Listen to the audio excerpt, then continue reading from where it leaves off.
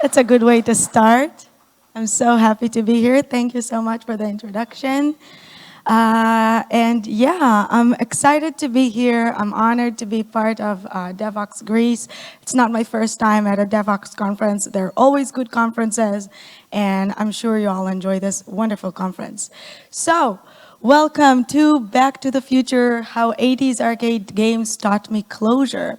And I think before we dive into the details, I should present myself. So my name is Beisaron. I'm DevOps at Forder. I've been a backend developer for 5 years, and 2 years ago, I joined Forder as a DevOps. I've been writing in Clojure, Node.js, Groovy, Python, and literally any language that you throw at me, I say, bring it on. But Clojure is my favorite one, as you're going to see in a little bit. And I'm also an international public speaker, which means that I talk at many conferences. I love to talk about algorithms, game development, Clojure, DevOps topics, and I'm also a mentor, which means I'm helping other people become tech speakers. So if you want to speak at conferences, feel free to reach out to me. And yeah, I'm a huge Star Wars fan. Yesterday was May the 4th. Whoa. And yeah, so cool, right? And I already mentioned my R2-D2 heels, but it's always good to mention them again. Those are R2-D2 heels. Okay, let's begin. Let's begin. So, 100 billion events per day. That's so much. And this is the amount of events that the previous company I worked for had to deal with daily. And that's a massive, massive data processing going on there, which means that all of these events are coming in. They go through the pipelines of our systems, and we had to do some data aggregation, all sorts of data manipulation, and all of this had to happen super fast, right? So the way that this company chose to do that was to implement most of their systems in Clojure. And the reason for that is that Clojure is very, very good for such high performance. And when I joined AppsFlyer, this company, I had to learn Clojure. And it wasn't love at first sight. And I think that before I talk about why it wasn't love at first sight or how do I feel about Clojure today, I think I should tell you what is Clojure. So Clojure, as written here, is a functional programming language. And this means that it's different than other programming languages, that it's not their main thing, let's say. And although a lot of other programming languages have some functional programming traits, it's not as writing as such a language that is almost pure functional, because Clojure is not pure functional programming language. And this is what we're going to do today. So first, we're going to talk about functional programming traits. We're going to talk about some of them because, time constraints. And then we're going to check out some code examples written in Clojure, and we will see how we are able to understand those functional programming traits using those code examples. But what's special about these code examples are that it's all taken from a 2D game, just a simple 2D game. And we will see how it helps us to better understand the functional programming traits. So the last thing that we will do is I will show you how you can do it yourself. Now, what does it mean, do it yourself? It means learning Clojure, obviously. I want you all to join the party. So, let's start. So, functional programming traits. Okay, so the first thing that you're going to notice when you start writing in a functional programming language is that variables are not a thing anymore. So, you're going to have to do it differently. And the next thing that you're going to notice is that objects, nope, not going to happen. That's also not a thing anymore. Okay, that's getting interesting, right? Like, what do we have left? Loops? Nope, no loops. And I mean, how, what are we going to do? Well, you're going to have functions. And that's about it. No, not really, that's about it, but everything is a function. And that's what you're going to see. The way that you define variables, and it's not even variables because immutability, but we'll talk about it in a minute. Everything is a function. The way that you define data, the way that you iterate over collections, that's also with functions. Everything is a function, and even if is a function. And it kind of like takes your mind to some places that it has never been to. At least that's how I felt. So let's see some things that functional programming has to offer and we need to start dealing with. The first thing is immutability. Now, what is immutability? Now, having a data that is immutable, it means that once you defined it, you cannot change it. And it means that if you want to add a different value or aggregate that data, it means that you actually need to create a new data object. Or we said no object, so it's getting kind of tricky, right? But this is what it means, that once you define this data, you cannot change it. You can just recreate it again. The next thing that we have is pure functions. Now, the simplest way to explain what is a pure function is this. We are all familiar with this kind of thing from school, I hope. Don't know what you did in school, but let's say, I believe you all went to school, at least for some days. So this function gets an x as an input, and then it will always return the same result for the same value that it got as an input. And this is the main definition for a pure function. It has some other traits when it comes to coding, which we're going to see now, but this is the main thing that I would like you to remember when you think about what is a pure function. Now, this idea that always for the same input you will get the same output, it means a lot of things. First of all, it means that it's easier to test those functions, which is super important because this means that this function is a standalone function. You can start playing with your functions like puzzle. You can take one out, you can put one in because there are any side effects, right? Because what you get as an input, you'll always get as an output. It means that there are no side effects. So this brings me to this slide. So, as we said, pure function always returns the same output if it gets the same input as a value. The second thing is, it does not cause any observable side effects. Now, what does it mean, observable side effects? Observable side effect, for example, is changing global variables. Another observable side effect is like changing or writing to files. So if your function is writing to a file, it's not a pure function. And this brings me back to why I said that Clojure is not completely pure functional programming language, because you can manage state with Clojure and you can change files, but you would mostly try to avoid it. So the way that you will implement your program is that you will use those functions to pass on data between them, like data pipelines. And then you will try to keep the times that you write your data or you make observable side effects to the ends of those pipelines. So the next thing that we're going to check out is higher order functions. And what does it mean? So a higher order function is a function that either gets one or more functions as arguments or returns one or more functions as a result. Now, there are a few functions that I'm sure you're familiar with from other programming languages that are being used. So first of all, we have map. Now, map is a function that takes in a function and a collection of items. Then what map is doing is it actually takes each and every one of the items in the collection and it activates that function that it got as an input on each and every one of them. And then the result is the same collection after this action was activated on each and every one of them. Then we have filter. Now, filter also gets a collection as an input and a function to decide whether an item should stay or not. This is doing the filtering. And what you will get as a result is the filtered collected items. Last, we have reduce. which is kind of a mix of all of it. You can do one action on all of the items, which is kind of similar to the other ones, but it's still very useful. So functional programming, as you can see, I don't think that now it is possible to be mistaken about it.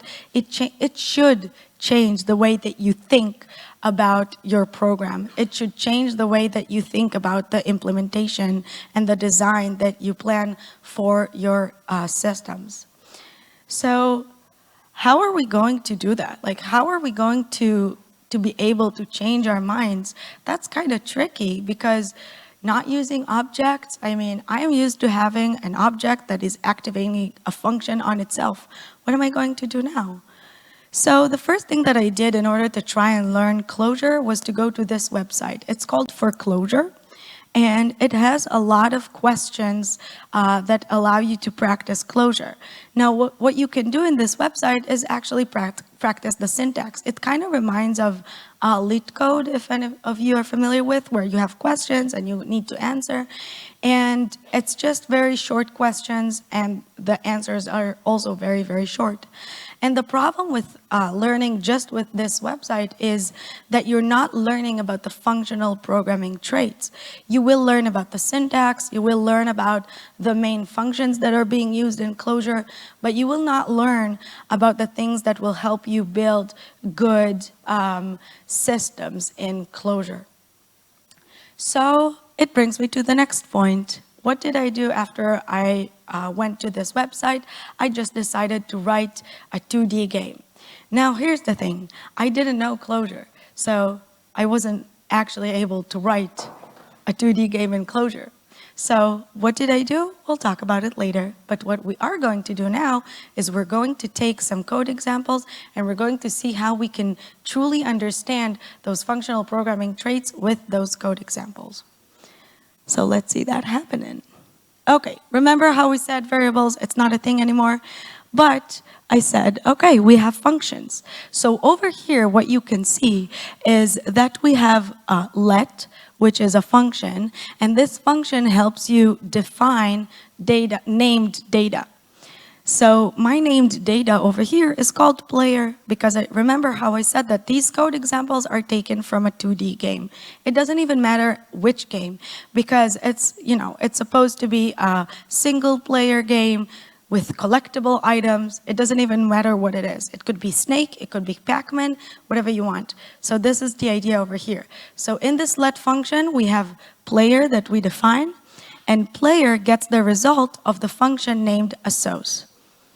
Now, the next thing that I said was that objects are out and key value maps are in.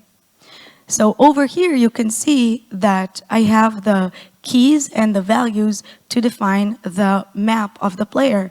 So we have keys that says X and Y, and then we have player question mark. Now, this specific key is what allows me to check what is the type of this map. Now, there are no types like for maps, because it's not an object. Remember, there are no classes. But it allows me to say what this map describes. And this is how I use this, this specific key with the question mark.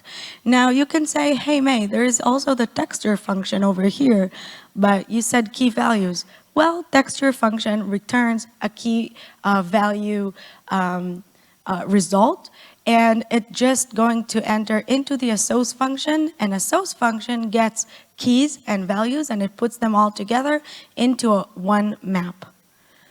So the next thing that we talked about was pure functions. Let's see how we can understand a little bit more about that.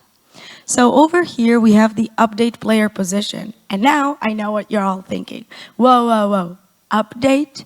You just said that you cannot update anything, May. I'm talking to myself in third person. I'm asking myself questions that you did not ask, but I can do what I want. So that's why I named it update player, although I'm not updating anything. I'm recreating a new value.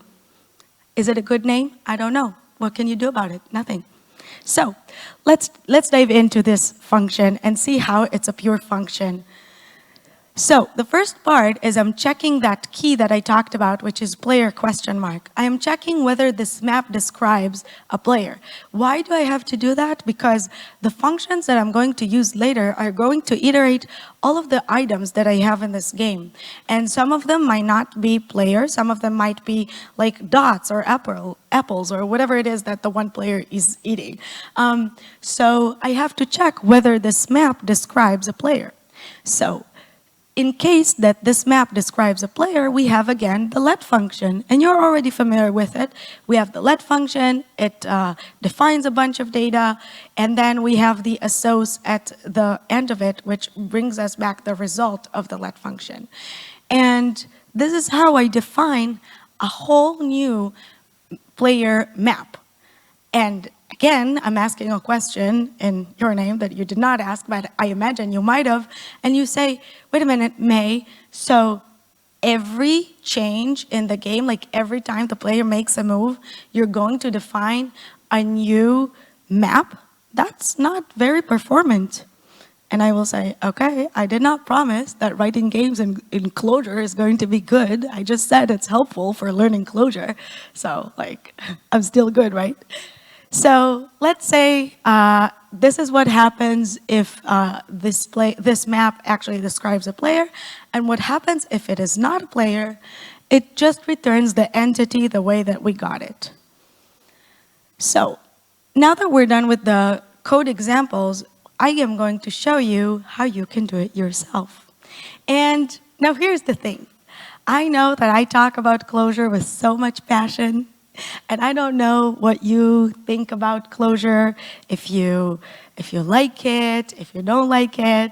I don't know if you're hoping to get into Clojure or not, but I truly hope that by showing you the next code examples and talking a little bit more about it, I'm going to get that spark in you, and you're going to look for those parentheses and dive into that. I don't know. I don't see the enthusiasm, like clap or something.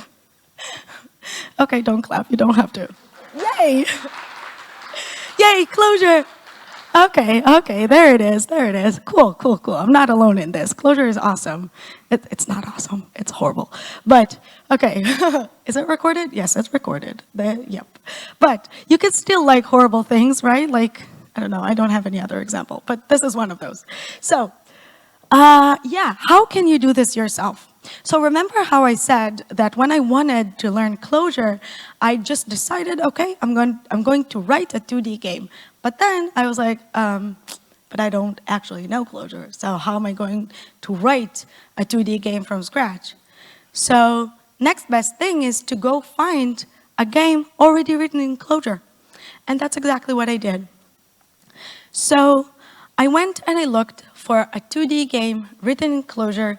There aren't a lot of them, but there were enough for me to find in GitHub. And the reason for that is just like I said, how I didn't know Clojure, but I wanted to learn. So the best way to learn, in my opinion, is to learn from someone else's code. Now, I did have for Clojure website to learn from someone else's code. You know, they give you the result, and they give you the results of all of the questions that they have there, and you can learn from that. But it's too simple. It's not an example of a full system written in Clojure. So the other option that I had was to go to the company repo and start looking into some of the services that are written in Clojure. But the problem with that is that first, I'm not familiar with all of the business logic that they have there.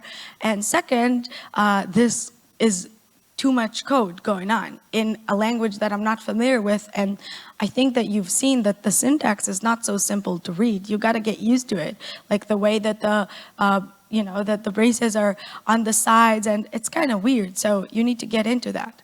So by finding a 2D game, you actually have a good middle, because it's not too simple, it's not like a one-liner, but it's not too complex.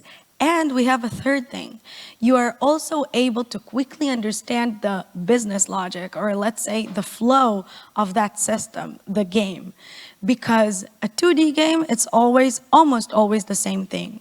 There's like a player, I'm talking about the simple ones, right? There's like a player, the player collects items.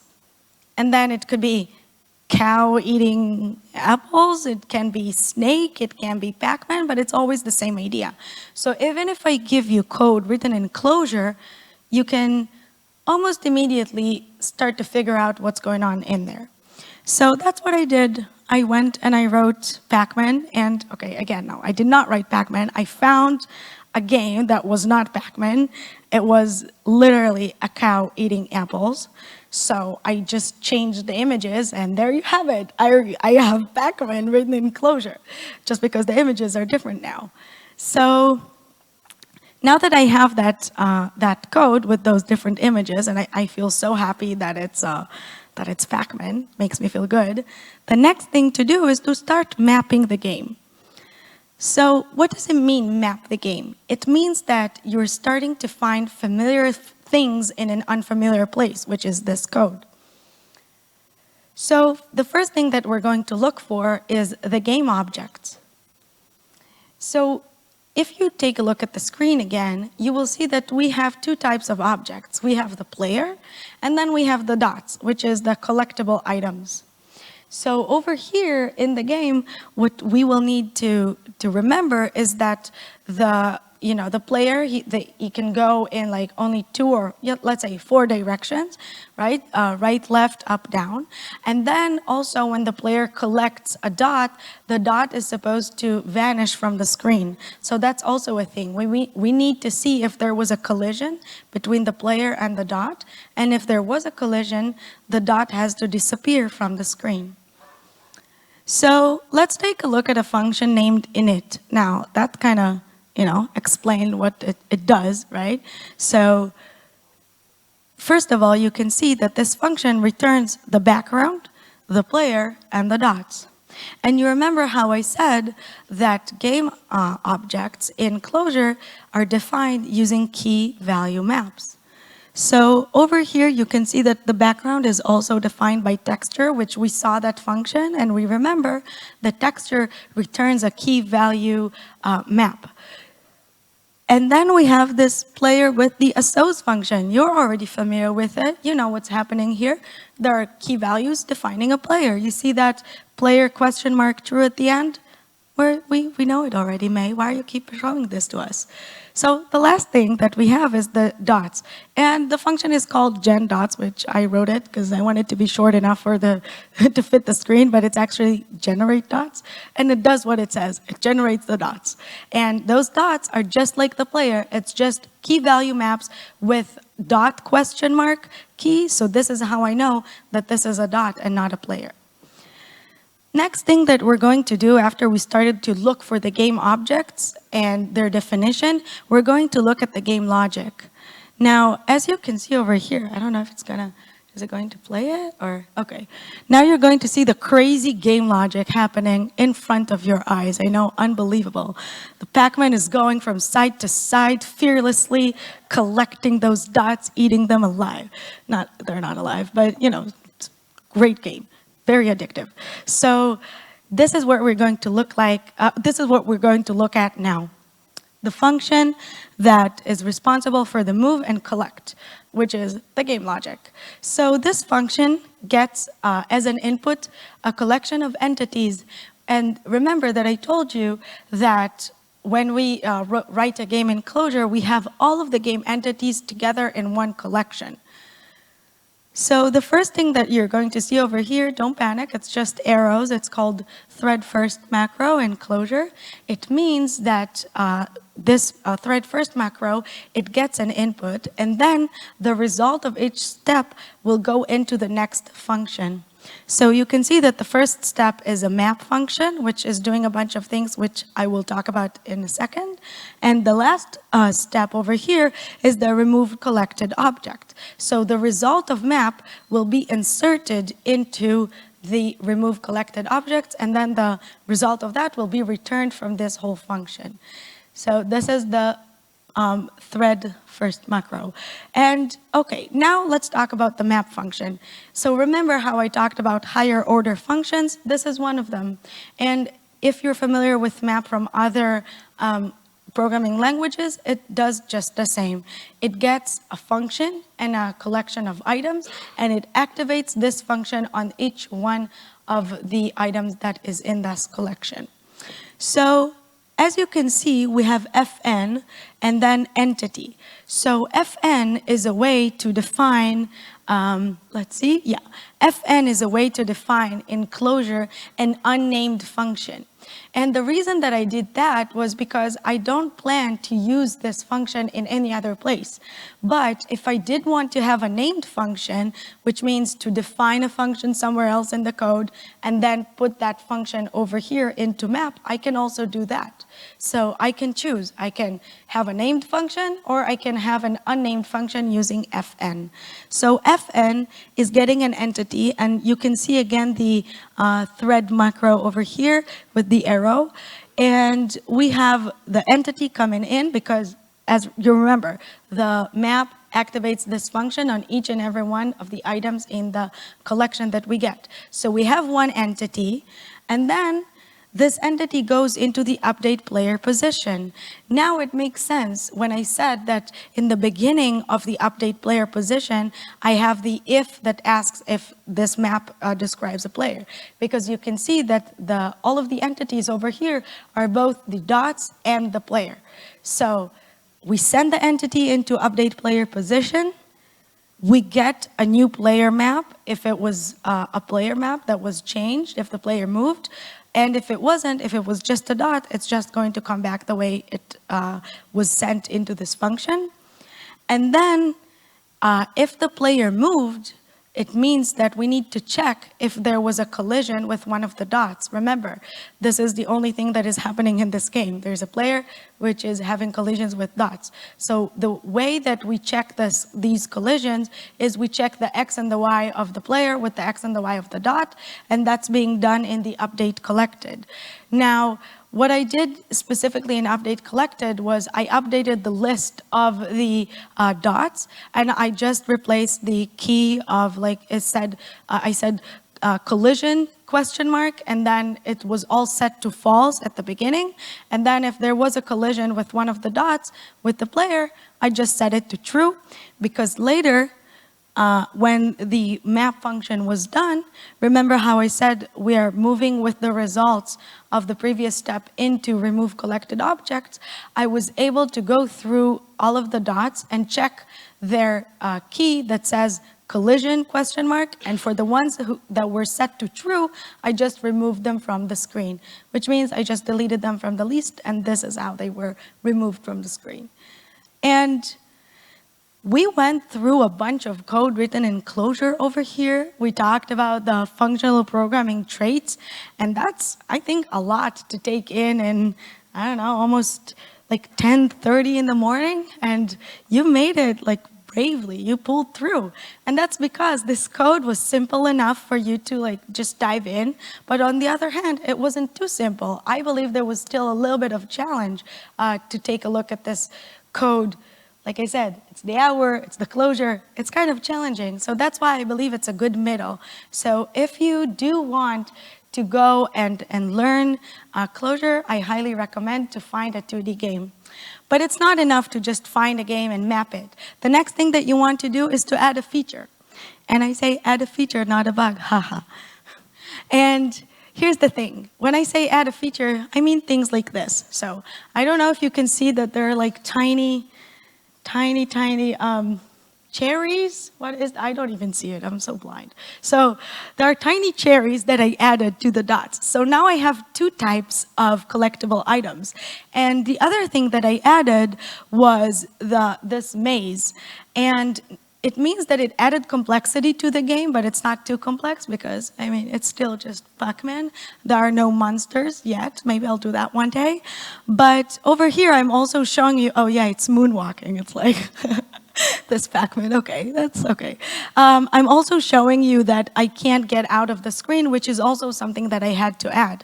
So all of those features helped me to see and make sure that I truly understand what's going on in that Clojure code. So that's what I would recommend you to do. You start by taking a game, you map it out, you try to realize what's going on there, and then you try to start adding simple things, like add a different direction, add another collectible item, add the maze, whatever. So that's it, yeah. After you add a feature, I think the next required step to really make sure that you're good with Clojure is to write a new game. And that's what I did. I don't know if you can see this funny, I expect you to laugh game. It's balance parentheses snake, haha. And the snake is collecting parentheses because I was so struck from all of the parentheses in Clojure. So yeah, it collects the parentheses, and yeah, I had a chicken GIF. I don't even know why, but that's the GIF I had on my computer at the time. So it's a snake with chicken GIF at the end. Wow. And that's it, really. I mean, we went through all of this journey, all the way to Clojure Star, and we talked about the functional programming traits, and I showed you example of I showed you code examples that proved to you how you can learn about the functional programming traits using a simple 2D game. And I highly encourage you to go ahead and find this game, or find any game. Go ahead, enjoy my balance parenthesis snake game. And with that, I will say thank you.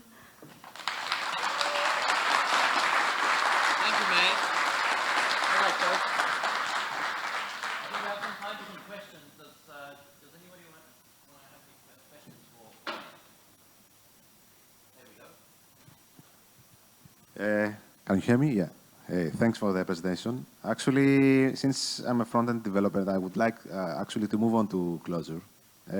I would like to know how you moved on with Clojure. I mean, how did they actually accept you to the new company without knowing any Clojure at all?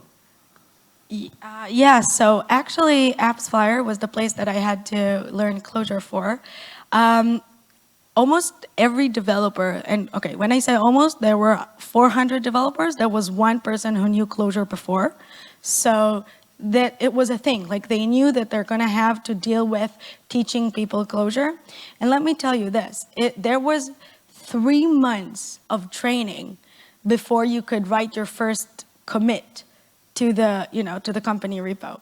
And they knew that Clojure is tricky for people to learn in all levels. So there were 3 months, which is a lot in my opinion, but it was definitely needed for people to learn Clojure, get into business, and only then they were able to start writing actual code for the,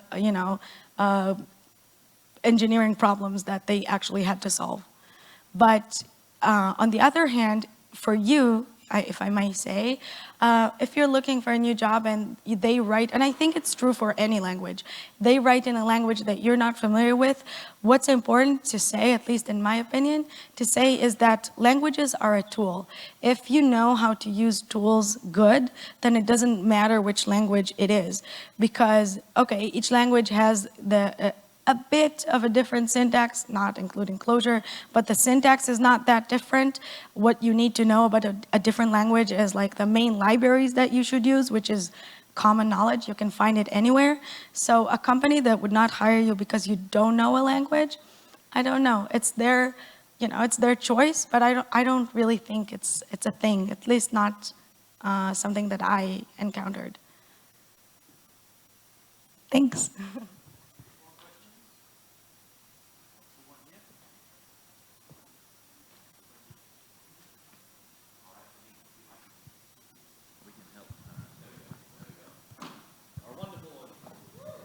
Woo! Thanks. Hey. Hi. Okay. Thanks for the presentation. Very interesting. I have a question. So, as far as I understood, everything is immutable in this language, right? Yeah. So, let's say update operations are expensive. So, what would be a good application for this language at functional programming in general?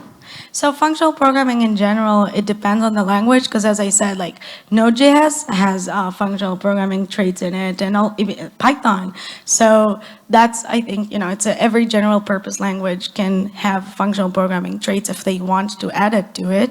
But specifically Clojure is good for things like getting massive amount of events that you don't aim to change them. For example, this company, AppsFlyer, they are in the mobile attribution field. So what it means is they log the amount of clicks and impressions and downloads of apps. So you can aggregate the data, you can add more data to it, but you don't actually want to change it. So once it entered into the systems, you can just save it the way it is. And later on, you can do all of the data processing, like, Spark jobs or whatever it is that you want. You don't really have to do it in Clojure anymore. But the main thing to get all of these data and save it as fast as possible the moment it got in, this is done in Clojure. There are other languages in this company. I had to work with like no less than 4 languages at the same time, all the time, because there was Clojure for the main data pipelines, and then there were other languages for other things. Another usage for Clojure, which is happening at Forder, which is where I work at today, they use it for logs. So all of the massive logs that are going through the system, it's all being done with open source library named Riemann. It's written in Clojure. It is going later on to the dashboards that everyone is familiar with, but the logging itself, the saving of the data is super, super fast with Clojure. And I mean, it reduces the latency that you usually see if you have massive logging in your pipelines. Thank you. Thanks. Sure. Thank you, folks. Thank you, May. Thanks, everyone. I'll be here if you want to talk about Star Wars or Clojure or anything. Thanks.